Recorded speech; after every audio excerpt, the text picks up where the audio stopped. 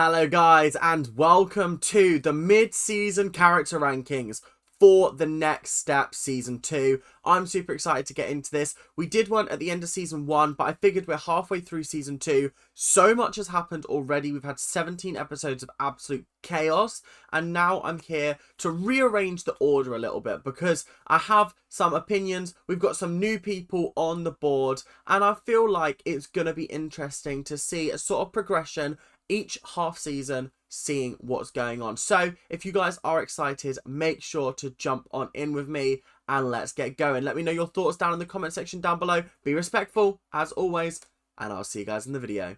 Okay, so up first we have Amanda. We've got the same categories as before. I'm gonna put her in A Troop material. Now, she was a little bit of a basic boring character in the last series, kind of like this villain that didn't really have any dimensions to her. I have to say, first half of this series, she is shot up in my estimations. I did not expect any of what I've seen from Amanda so far. The fact that she has infiltrated the Next Step by pretending to be this, oh, I'm so sad, I got kicked out of Elite, and now she's here to absolutely destroy the Next Step. I mean, come on. You have to stan her. She is iconic, if you ask me. But honestly, I'm excited to see where her storyline is going from now. We have uncovered her plan. Emily and Riley are onto her. So it's going to be interesting to see how she works from now on, knowing that she's going to be able to just be evil even more regularly. That was definitely one of the best twists of the first half of the series, was the I'm still Elite. I'm still Elite's dance captain.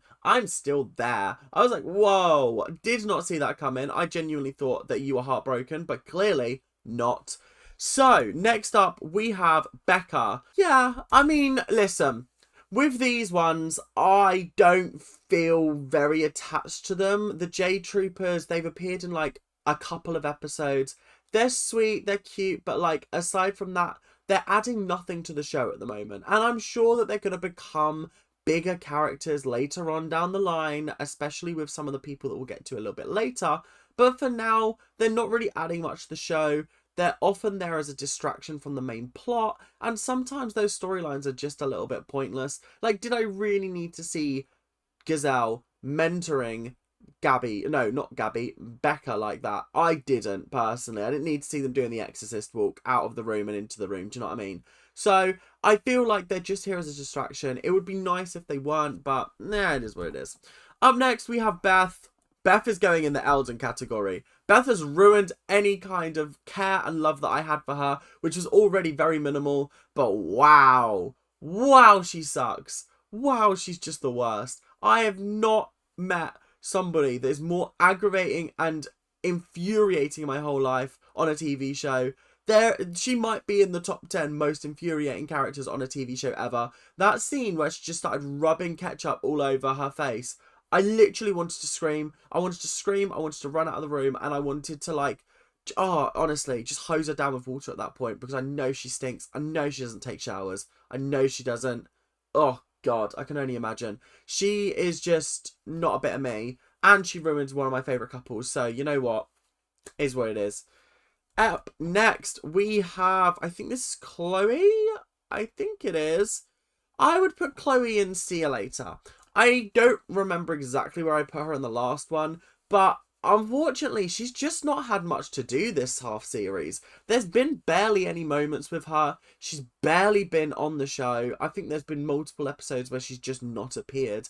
And when she does have a storyline, it's often to back up somebody else's storyline, which is just a little bit disappointing at the end of the day. I really wish that they could have done something a little bit more interesting for her character. It seems like they started with the whole, oh, she's teaching baby ballet, and then they just kind of refer to that now rather than showing it on screen and giving us some interesting storylines. Has she got over her fear of children? I don't know, because we've barely seen her this series. So sorry, Chloe Stans, she's going and See You Later. Up next we have Daniel. I think Daniel's going down in the Eldon tier. He started this series by trying to target Talia in the auditions and was seeing her as like some kind of direct threat to him, which realistically no, that's not how that works. You've got penis points. You are a guy. They're obviously going to keep you over a random new girl. Do you know what I mean? Like, didn't make sense for his character to have that storyline. And then later on, he auditioned for both the duet, the small group, whatever, and the solo. Didn't get it. And then tried to blackmail Kate into getting the role. And I just thought, do you know what, Daniel? If you want to go and you want to dance somewhere else, go and dance somewhere else, because actually I haven't got time for you. I really liked your character in season 1 for the most part, and now you've just completely ruined all that good grace with me, and I'm really disappointed now. So you know what? I'm disappointed. Now, this next one, it might surprise you a little bit, but I am going to put Eldon in the Eldon category. I know, guys, shocking, I know, but also I feel like he just hasn't impressed me enough to make me want to move him up. Do you know what I mean? This first half, he's above Beth, so that's already a victory. But you did make some dodgy choices. You did offer up your girlfriend as a bet in a dance-off, then lost, then treated Michelle like crap, frankly. And then you decided to, like, I don't know, go all over the place and be like, oh, do I even want to dance anymore? Wow, woe is me. Oh, no, guys. And I just think, yeah, you're a little bit of a plonker, I can't lie. You're a little bit of a, yeah, dickhead is the word I would use. But anyway, I just feel like he needs to wise up. He needs to sort his act out and get himself together because, wow, it's just not looking good for him currently. Anyway, up next, we have Gabby.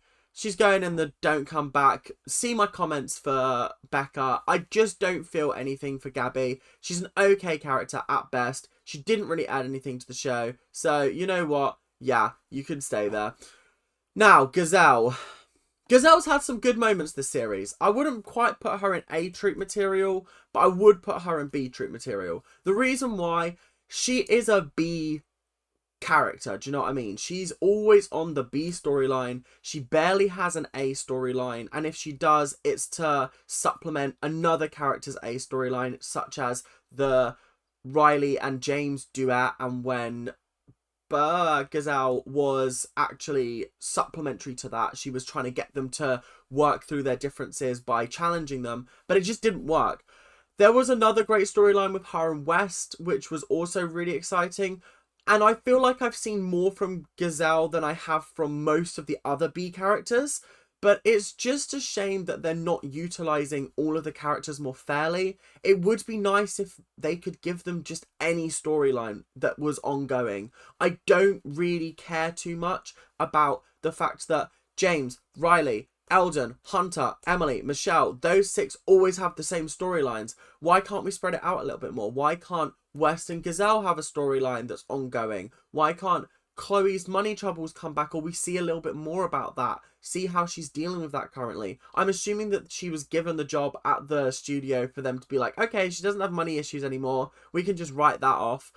I just feel a little bit disappointed with how they're treating the B characters currently, because they're some of the, like, funniest characters, but they're just not getting the screen time that they deserve. Anyway, moving on. Hunter. Oh, do you know what? I'm going to put Hunter in B troop. I wanted to put him lower because of his actions, but I think he's a good character. And he's come in and he has mixed things up. He's caused a rift between Eldon and Michelle. He's obviously got that, like, relationship with Michelle that was pre-existing. And now he's, like, buddy-buddy and almost in a relationship with Emily. So I feel like he's come in, he's made waves. He's had the intended effect that we wanted from this character, if you get what I mean. He is actually a very, very entertaining character sometimes. The acting can be a little bit wooden, but I'm not going to hold that against the character. That's just an acting issue. But I do feel like Hunter, if you were to take him out of this series, I don't feel like it would have been as impactful. The love quadrangle is actually quite entertaining in some respects. Sometimes it's a bit boring. Sometimes it's a bit predictable. But yeah, Hunter, I don't want to put him lower than that because I don't believe he belongs lower than that. Based on what I've seen this series, he has been part of the sort of drama and the entertainment, so I have to give him credit where credit's due. And he's not a dreadful person at the end of the day. He didn't offer up his girlfriend for a dance battle. yeah, you can argue that like he treats women like objects, but equally, you know what? That's not the reason I have the issue with Eldon. The offering up of Michelle is the dumbest thing I've ever seen in my whole life, and Eldon just sucks, to be fair. Anyway, up next with James. Oh no, James can't go below Beth. James has let me down this series. James was so high up last series. I'm pretty sure he was in A Troop and now he's down in Eldon's category. My God. Do you know why I think he's worse than Eldon? Because he cheated. And it was longer than 9 seconds. Do you know what I mean? So I just feel like, yeah, tough. And then you treat Riley like ass. And then you go on to date Beth. And then you realise, oh, actually, dating Beth is the worst thing that ever happened to the history of man. So now let me try and get Riley back. I can't believe the audacity of this man. The audacity of this man is actually staggering. Like, I'm genuinely shocked and surprised. I didn't expect it from him. But you know what? I shouldn't expect anything less from this man whore. Honestly, shocking. But yeah, he sucks at the moment. He's got another half season to buck his ideas up before I come back and do this again at the end of season 2 after regionals, or nationals even. But yeah, it's not looking good for him currently. I'm not happy with him right now. Kate, you know what? Actually, Kate has been good this series. Kate was quite low down last series, but that's because I said no screen time. There's nothing interesting going on with her. I would like more storylines with her, and they have actually utilised her incredibly well. I'm fairly certain that almost all of the episodes have involved some kind of Kate scene. And yeah, obviously, she's drinking, and that makes her make poor decisions sometimes. But there's also been moments where I've been like, you know what, Kate? You're actually correct. You're actually a very, very interesting and dynamic character now that you've shedded Chris, and you're no longer like the people that just come in and be like, today you guys are gonna work and we're gonna sit in our office and drink caviar. Do you know what I mean? Not that you can drink caviar, but you know what I mean. So I feel like the fact that Kate is now more involved in the goings on at the next step is actually more interesting. She's funny, she's entertaining, she's got good moments. So yeah, very interesting character, and I'm very impressed with her trajectory. Up next, we have, I don't even remember his name, but the head thingy at Elite. Do you know what? I'll put him in See You Later. I can't put him in B Troop material because we just don't see that much of him. But he's an evil bastard, this guy. He's an evil bastard. I love it, though. I absolutely love it. I think it's so entertaining watching these kind of characters. It's just so entertaining to me. But yeah, I've not really got much else to say, so I'm going to move on, I guess. Okay, up next, we have Michelle. I mean, did you expect anything else, guys? Michelle, don't come back, please. Don't come back, darling. Right, so you started the series with Eldon. Then, you are in a relationship with Eldon, and he's completely ignoring you, avoiding you, ghosting you, and you don't think, something's wrong. Let me go talk to him. And then when you do, that results in him breaking up with you, which, like, fair and valid. And then the entire rest of the series, you spend trying to chase after Hunter, and then you spend a date with him talking about Eldon, okay, just like Teresa did with Don, and then you are shocked when he's kissing other women. I would not be surprised. All you did was speak about Eldon. You went on one date with a geezer. One date. And then you're acting all butthurt about the fact that he went and kissed somebody else. Yeah, I probably would have if I'd have had such a shit date with you, do you know what I mean? And now you're like, oh, woe is me. Woe is me, I can't dance anymore. Dance just doesn't bring me joy. All of the tragedy in my life stems back to dance. What, you mean your boyfriend breaking up with you and your other boyfriend not wanting you? Are we being serious right now? Is that the tragedy? God, honestly, don't come back, Michelle. I know you will, but don't come back unless you've got some serious personality realignment surgery, do you know what I mean? Honestly, we need like a 180 on her character because, oh God, I can't think of a single positive thing from this series that I enjoyed about her. Maybe the sniff in the armpits scene. That was about it. Anyway, up next, now that I've got my rant over, okay? Oh, what's her face? Airy fairy lady. I don't remember her name. I really don't. Oh, that's so bad of me. Oh no, what's her name? Oh, come to me, like Natalie or something like that.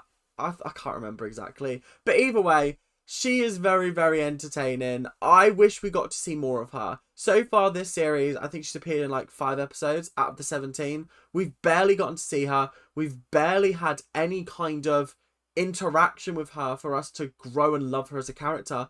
And I feel like she could be really dynamic. She could be A-Troop material, but she's not at the moment. And that's really disappointing to me. I really wish that she could just buck her ideas up and turn up to filming. Do you know what I mean? God, honestly. Anyway, up next we have Riley.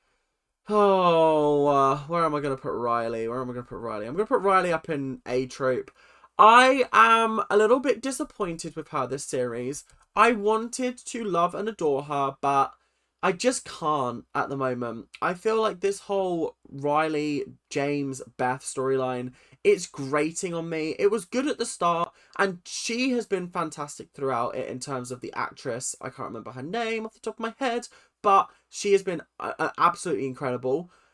Riley's character has taken a little bit of a nosedive for me. The constant pining after James is getting a little bit repetitive and a little bit ridiculous. I feel like if I genuinely got cheated on like that, I probably wouldn't be pining after them for as long as she did, but maybe that's just me.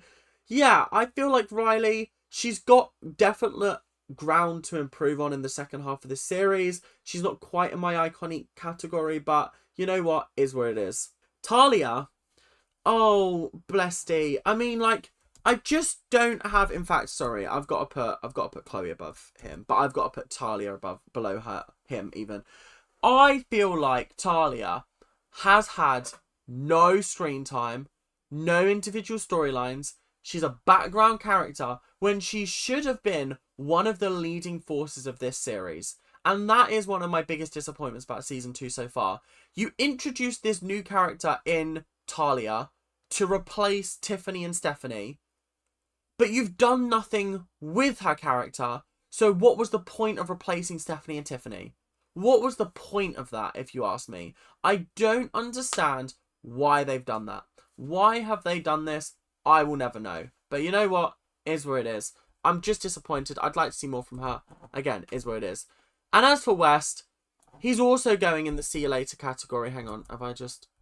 And as for West, he's also going in the see you later category because currently, again, his character serves no purpose. He comes into a scene, he acts the fool, he leaves the scene. I want a storyline with him. I want something interesting. Last series, his whole dynamic with Seeds was great. I feel like the next step is running into an issue where they've got too many characters and not enough storyline. And that, to me, is worrying because West is falling into this category of he'll go episodes without appearing and then he'll appear and I'll be like, oh, fuck, I forgot about West. I forgot he was even on the show because he's barely an afterthought at this point. So yeah, a bit disappointing. I hope that he gets some interesting storylines in the second half of this series. But for now, just not great.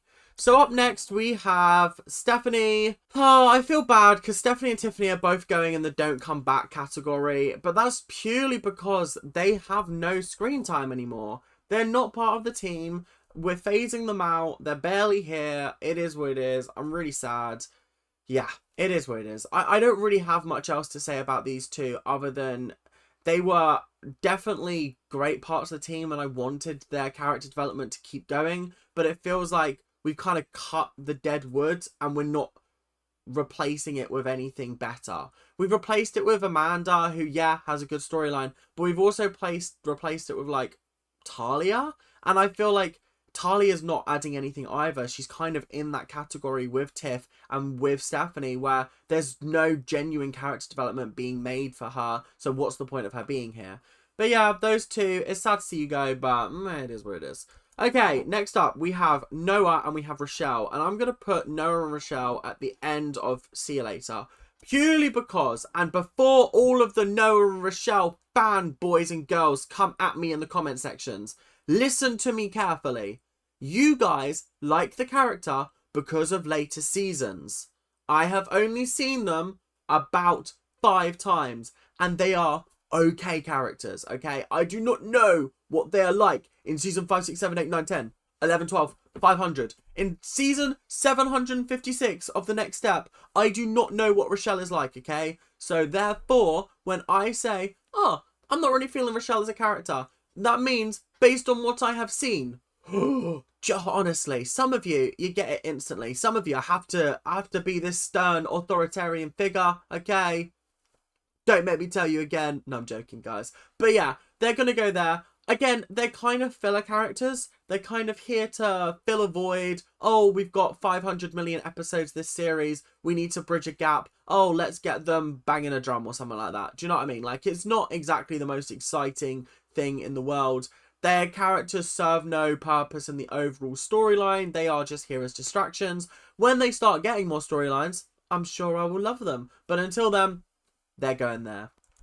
And that means the last person on our pyramid, or not on our pyramid, but on our tier for this series, well, for season 2A, I have to say Emily has impressed me more than anybody else. I think I was disappointed at the beginning when she was pining after Eldon, but then she was like, you know what? Evil plan activated. I am going to enact an evil plan to break them up and get Eldon back. And then through doing that, she realised, actually, I don't even want Eldon anymore. I want Hunter. And now she's getting what she wants. And then the whole plan to get everybody to hate her on the team in order to trust Amanda and get her to tell her evil plan so she can bring her down. It's just incredible character work. The amount of character development Emily has gone through since the very first series, yeah, there are traits still there, but I firmly believe that that is genuine character development that we will not see regressed.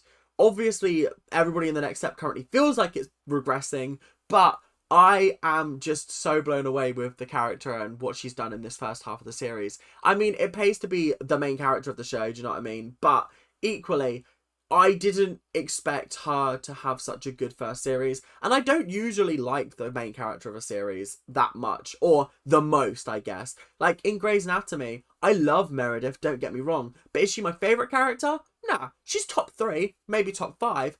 But definitely not my favourite character. So yeah, currently Emily is my favourite character. There's been some interesting shuffling around. I hope you guys have enjoyed this episode. We will be back next week with the next step. And yeah, we'll be starting season 2B. I'm super excited. Hope you guys are too. And I will see you guys in the next episode whenever that may be. But until then, make sure to keep on ranting. And I'll see you guys later. Bye now. See ya.